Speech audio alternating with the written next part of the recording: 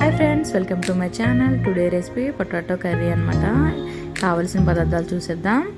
6 బంగాళదుంపలు, 3 ఉల్లిపాయలు, 2 టమాటాలు, తగినంత కొత్తిమీర, కొంచెం కరివేపాకు వేసుకొని ఇవన్నీ ముక్కలుగా కట్ చేసుకొని ఫ్రెండ్స్, ఫస్ట్ ఆఫ్ ఆల్ ఇవన్నీ ముక్కలుగా కట్ చేసుకొని ఒక కప్లోకి తీసుకోండి.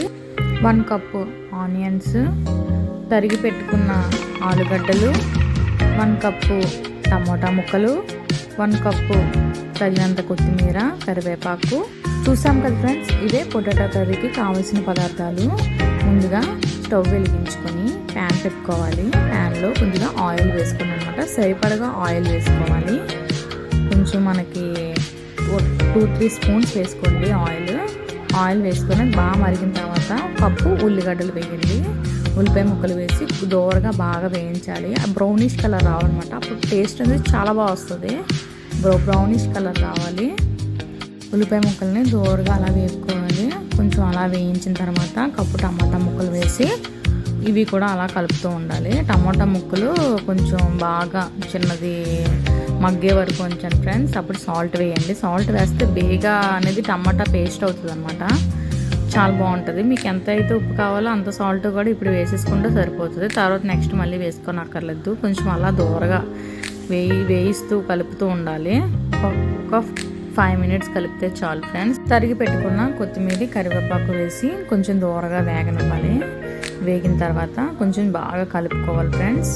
బాగా కలిపి ముందుగా కట్ చేసుకొని పెట్టుకున్న బంగాళదుంప ముక్కల్ని అందులో వేసుకొని బంగాళదుంప ముక్కలు మాత్రం అన్నీ వేసుకున్నాం కదా ఫ్రెండ్స్.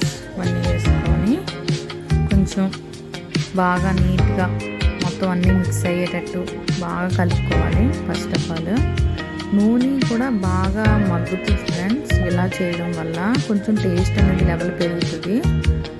ఇలా చేయడం వల్ల మిక్స్ అయ్యేటట్టు కొంచెం 2-3 మినిట్స్ కలుపుకుంటే చాలు. కొంచెం బాగా వేగి టేస్ట్ అనేది చాలా బాగా వస్తుంది అనమాట. తర్వాత 3 స్పూన్స్ కారం వేయండి. 3 స్పూన్స్ కారం వేసుకోవాలి. ఫస్ట్ ఆఫ్ ఆల్ సాల్ట్ వేసేసుకున్నాం కాబట్టి ఇంక మనం వేసుకొని అక్కర్లేదు. ఇవి మొత్తం మిక్సింగ్ లాగా కలుపుకోవాలన్నమాట. దూరగా వేయించుకోవాలి. కారం స్మెల్ అది పోయేటట్టు. కారం స్మెల్ పోయిన దాకా కొంచెం 2-3 మినిట్స్ వేయించుకొని తర్వాత 2 గ్లాసెస్ వాటర్ అనేవి వేసుకోవాలి. ముక్క మునిగిన దాకా కొంచెం ఇప్పుడు హైట్లో పెట్టండి ఫ్రెండ్స్.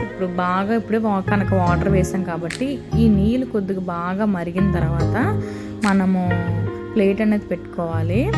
ప్లేట్ పెట్టుకొని అప్పుడు మీడియం ఫ్లేమ్లో పెట్టేసుకోండి. సిమ్లో పెట్టేసుకోండి. Potato curry ready.